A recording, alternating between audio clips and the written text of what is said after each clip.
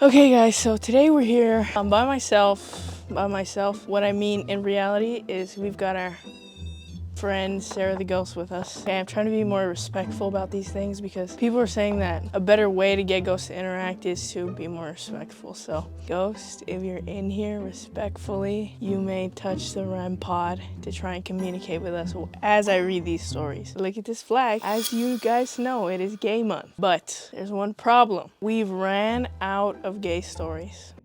But they're voting, and it's bringing it back to the vote of the people, which is what everybody wanted. Because Fabi was looking up keywords, like literally anything. She even looked up RuPaul and nothing. We found one story with RuPaul. And the theme for this is...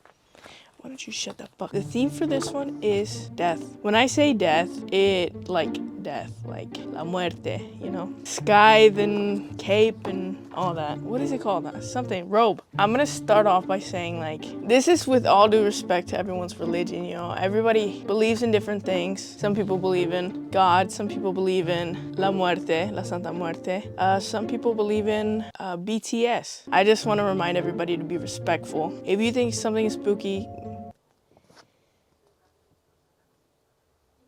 okay, obviously, sometimes it is. You know, death is a spooky topic. It's like, I don't even know how to talk about death. Like, I'm gonna start spiraling if I do, but... Yeah, it's not so funny, actually. Still don't know how to talk about the topic of... All right, ultimately, of course, I want to have a girlfriend and a wife. Turning that girlfriend into a wife and have great kids. So that's Perry Ellis 360 Red. Here we go. All right, this one is called La Muerte Scary Story. Hi, Monica, and whoever you're with. My mom told me this story. I have an older sister, now 27. She's so young. I'm 28. That was born in Mexico, and her and my parents moved to America so my mom could study, considering they're from a small, poor rancho in the middle of nowhere. My sister was a newborn at the time, and my family was sleeping over at my grandpa's house because my tia was sick and in bad condition. It was the middle of the night, my mom was breastfeeding my sister, and that's when she felt chills all over her body. The houses there are built out of cement, so the windows aren't really windows. They're just squares in the wall with a curtain over them. At the time, there was only 2 street lights around the rancho, and my grandpa's house was near one. She said she saw a pitch black shadow passed by, and then she felt someone splash cold water on her face. She described the water as the coldest water she had ever felt in her life. She got so startled by this that it caused her to accidentally throw my sister onto the bed. She spent the rest of the night praying, and in the morning come to find out that my tia, the one that was sick, had passed away in the middle of the night. My mom believes it was La Muerte who came to take her. I don't even know where to start. There's so much stuff going on in the world that sometimes I'm like, okay, I'm not super scared of the paranormal. Imagine a black, like, robed figure coming for you to take you away. And guys, I'm so delusional. Have any of you guys played The Sims? I think that I am so charming that I'd be able to rizz up death and get out of it and convince them to stop. I always do that in The Sims. Wait, don't kill her. You're so hot. What are you talking about? You have the morals of an alley cat. Anyway, hi Homonica and whoever else is there with you. I've been wanting to send you this story, but I'm not really good at writing in English since it's not my first language. So I'm doing my biggest effort. Please keep the story anonymous, okay? I'm so, like, I feel bad if you guys think that I'm gonna make fun of you, like, but I can tell when English is not your first language, and obviously I'll try to fix stuff up so it's more understandable. Don't worry about that. But sometimes people make mistakes, like that one time somebody wrote ho instead of how, and then it said something like my grandpa said ho. I'm not trying to make fun of you guys. It's just all in good fun. Thank you for sending a story despite. My whole family is from Ciudad Valles, San Luis Potosí, and there's a lot of family members that have the gift of perceiving things that others can't see. My uncle, which I'm going to name as Juan, is very sensible to this type of stuff. So here I'm going to tell you about what he sees at his house in one of his scary stories. Apparently my uncle's house is really haunted, and there are 3 ghosts that are always present. A man who smokes cigars, dressed in a suit and with a hat, a lady in a black dress with veil, and a little girl. The black-veiled woman likes hanging out in the kitchen and the stairs, but never really goes to the 2nd floor of the house. She likes closing doors and scaring people with her presence. The man in a suit likes smoking cigars a lot and usually hangs out in my uncle's room. And what's more impressive is that you can sometimes perceive the smell of smoke.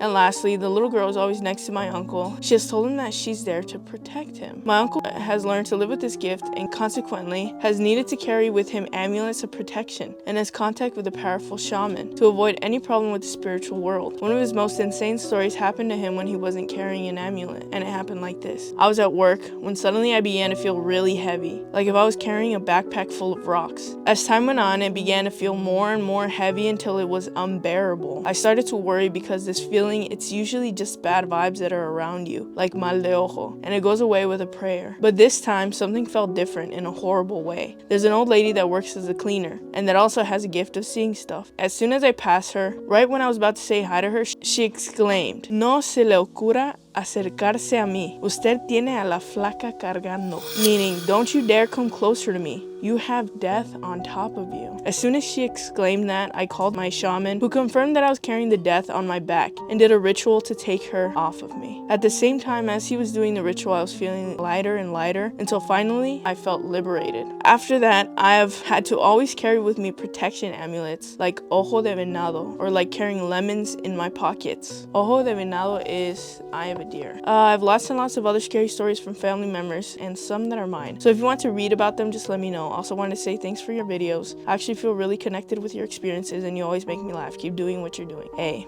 Thank you, A. Oh my god, that was very interesting. Oh my god. I remember watching this one movie, I think it's called Shudder. I was watching it with Fabi and my dad. At the plot twist, we started fucking busting out laughing because somebody took a picture of the guy that was haunted or whatever, and he felt like something was on his shoulders as well. And it was just a girl like sitting on his shoulders.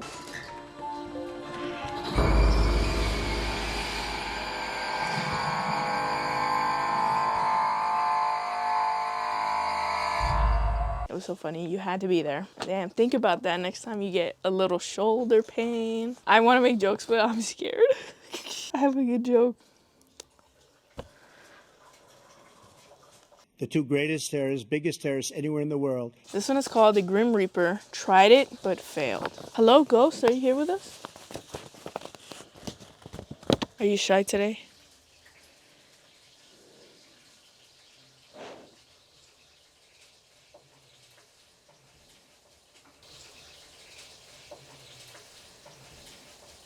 The Grim Reaper tried it but failed. Hello, Monica, and everyone with y'all beautiful selves. See, they called you beautiful, Sarah. I like to be called Azula. I want to apologize for my grammar vocabulary mistakes since I'm a bit... Okay, we won't say that. I really don't know how to go about this story, but I'ma just wing it. This took place way back since I was just a newborn baby, or probably a few months in. At the time, my parents were struggling to find a single house, but they ended up finding this cute trailer at a good price. It was also one bedroom. They only had one mattress to sleep on, so they would put me between them at night to ensure I didn't fall, so they could attend to me whenever. I know, dangerous as F. I could have been squished, lol. But they were young couples and didn't know much about parenting, but either way, we were happy. They moved in and all was good, or so they thought. One night, when we were all sleeping, my dad ended up having a vivid dream. But the thing is, he didn't even realize he was in a dream. He said he only remembered dreaming of waking up to a pitch black room. He was still in bed facing upwards, but that he felt a heavy energy surrounding him. It made him feel uneasy. He then turned to look over at me to make sure I was okay. That's when he saw me panting and sweating like crazy as I was having a bad fever. Apparently, I then was starting to gasp for air, almost as if I were choking on my own. In parentheses, imagine seeing that on your newborn baby. I'd freak out. Oh, hell no. That's why my babies are getting dropped off at grandma's house till they're 2 years old. Horrified by what he was seeing, my dad quickly tried to blow air on me in hopes that it'd calm down the fever while patting my back. He was freaking out, unsure on what to do for me to breathe properly. Before he could even react to his next move, he heard a deep voice coming from the other end of the bed, saying something like, "She's not supposed to be here. I have to take her back." That's when my dad saw a skeleton-faced entity wearing a dark, flowy, hooded cape. It slowly faded onto the bed, heading towards us. My dad was startled, but asked, "What do you mean she's not supposed to be here? She wasn't meant to be born yet. She came too soon, and I need to take her back now. Her timing hasn't came yet. Her soul isn't ready." That's what the skeleton's man said.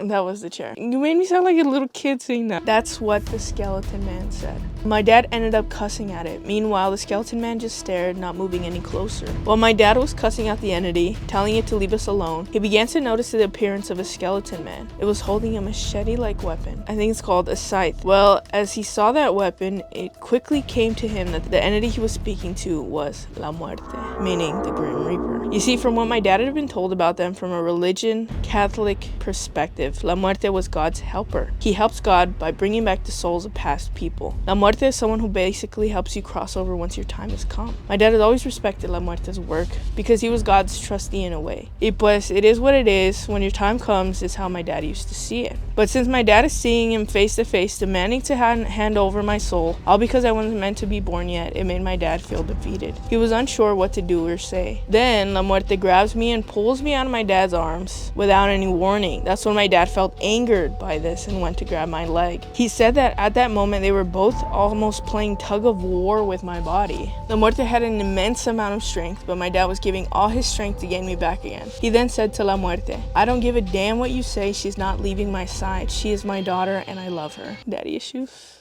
triggered. It would kill me and her mother to see her go out like this when she has a full life ahead of her. Her being born had brought nothing but happiness for us, so just please leave her alone. That's when La Muerte stopped tug fighting with my dad. He eerily just stood there not letting go of me. My dad was afraid but was preparing himself for the worst. A few seconds passed by and La Muerte just said, "Okay, she'll stay. But there will be consequences to this. Since her time was not written to exist in this world, she may struggle, of feeling like she doesn't belong here. Darkness will only overcome her soul, but there's hope for light. But if darkness overcomes, I will be back. Be aware of that." He let go of me, making my dad fall down onto the bed. La Muerte slowly faded away into the dark void of the room. That's where my dad woke up. Freaked out by this, he looked over to me and saw I was okay, but noticed that I was extremely hot. I ended up catching a fever, but I was okay. I was panting, but I wasn't choking at least. I ended up being severely sick for a few days afterwards. It left my dad startled. He ended up telling my mom about this and she was speechless to say anything. My mom's burning tortillas. Especially after seeing how severely sick I've gotten that same night. They both just prayed for my wellness and I think forgiveness for challenging La Muerte. I don't know, but my dad said he doesn't know how he feels towards La Muerte now. I mean, he still would like to respect his work, but once it came down to seeing me, his own daughter's life being taken away from him, it made him upset at the time. It might have just been a nightmare, but then again, what's the coincidence of me feeling ill right after he woke up? He's doing better now, but he feels indifferent about the whole dream. Regardless of what happened, he still believes in his religion and how death works. Now for the consequences I would so go through, in quotation marks. Consequences. So go through. And before my dad even told me about his dream, I have developed major depression throughout my teen years. And I'm gay. I'm just kidding. Oh my god. My face in the reflection scared me. But y'all remember that story? Insert clip. But all my sisters have had dreams of the D word, to where one day we all spoke about it. But I have a theory that it is our inner demons. My older sister got pregnant at 16. My brother was associated with the gang at a young age. My sister had depression, and I'm gay. What the f does that make you a demon? Depression is a very serious thing. Here's the phone number if you guys need help.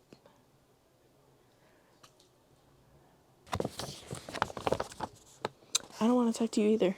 I developed major depression throughout my teen years, and before my dad even told me about his dream, I've always felt empty inside, feeling like I didn't belong in this world, since I had no interest in academics, getting in relationships with people, nor did I ever see myself past 18 in the future. I also had a lot of encounters with paranormal during those times. Well, now I'm in my early 20s, I've been feeling a lot better, I've gotten a job, and I'm actually interested in getting into college. Maybe depression still lingers once in a while, cause you know, sad girl things, lol, but I try not to let it get to me. It's not as bad as it was years ago. Sorry for making it a bit serious at the end. I wanted to share a bit of it since it kind of resonated so much to La Muerte's final words in the years growing up. But I love telling the story to people cause regardless of my dad's belief, he picked me over losing me, and I find that heartwarming.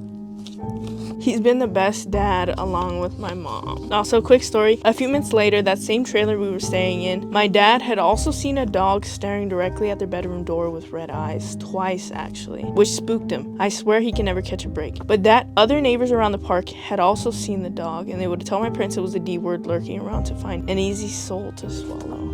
That happens visit my trailer park too? Are all trailer parks haunted? Let me know. My mom would have things move around the house from time to time, or would sometimes hear someone walking around the living room going in circles. After a year, my parents decided to move out the trailer park because honestly both of them couldn't handle whatever was going on in there anymore. Anyways, that's all, but I hope you guys enjoyed it. Me and my little brother love watching your guys' videos, especially paranormal adventures you go on. Sending you guys peace and love, Azula. That was a really good story. Thank you for sending that in. And I've told this story before. My friend has told this story before. It reminds me of this dream she told me. I don't think she watches my videos. If you're watching this, you know who you are, and I'm sorry for repeating the story. She told me basically that her mom had a dream that death came for her daughter, for my friend. And her mom was like, no, go on, you're not taking her. Same thing. I don't know, luckily, we've never encountered anything like that. I was just talking about this on live on Instagram, or when I went live on TikTok. I go live on TikTok, sometimes with Lupita, so follow the TikTok. But I was just talking about this, that my mom has this cousin who sees the future, basically. Like, she says she knows how all of her kids are gonna die. And then she'll message my mom every now and then, hey, prepare yourself, because I had a dream of a bunch of our family members crying and grieving. So whenever my mom's like, hey, I just got this message from her, I already know what that shit means. And yeah, last time it happened, I believe like 2 people passed away. I don't know, and I need to sneeze. Let me know, guys, like, would you guys challenge like La Muerte if they came trying to take your kid? I think I would. And that's just me. I'm built different. Okay, this one, I just grabbed it because these were only 3 stories. I thought this was too short, so let's see what this one's about. This one's from Daniela, Maine. I'm currently 13 years old right now, but this happened back when I was around 11 to 12, basically around 2 to 3 years ago. Anyway, I remember this one time I was talking to my mom while she was in the shower about a paranormal experience I had as a kid. When I was telling her the story, I remember this happened back when I was 4 to 5 years old. One random night, I went to go to sleep. This was around 9 to 10 p.m., but I was awoken around 1 a.m. by the sound of a cup falling off the counter of the kitchen. I didn't pay much mind to it because at the time it was summer and the AC was on, and there was a bunch of wind all over the house due to the AC blowing. I remember I wet the bed.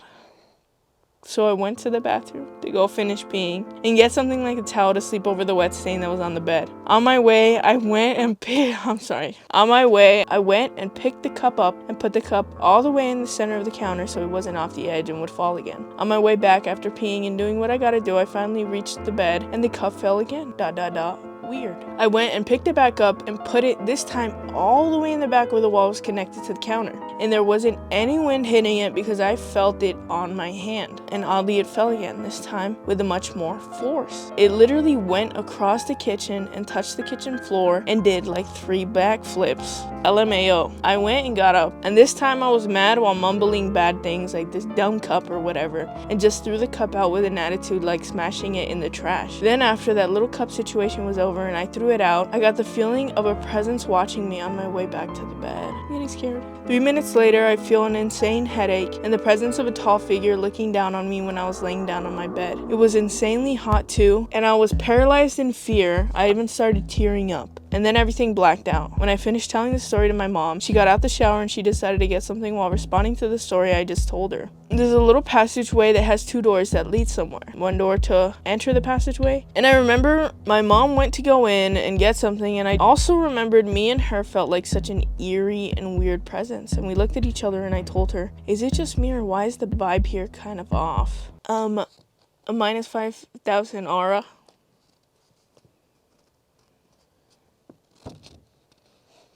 Agent said that the laptop was minus 10 million aura if you don't like and subscribe to the video right now. I'm 28 years old, don't ask me how I know about that. And I've always felt like that type of feeling towards the little passageway, but this time it was different. And once I finished saying that, silence. Out of nowhere, a big pile of bounty rolls starts rolling down to us from the neighbor's little staircase. My neighbor has a little staircase that's shared with us and leads up towards them because this was an entire house, so the owner decided to sell it as apartments and now everything is kind of separated. Except of course the little passageway. Anyway, we get the rapid call of my sister's boyfriend calling, and what's even weirder was that this was right after the bounty incident happened. This wasn't even like minutes apart. Literally the second the L stopped rolling down, he called, calling my mom in urgency just to find out my sister was like in possession of a D word. My sister said she was gonna K herself and her boyfriend, and she was about to leave the house drunk. She was yelling, and all you could hear is the deep voice of a man. On the phone, she kept bringing up some random family member in my dad's side of the family and talking about how he died and didn't deserve that.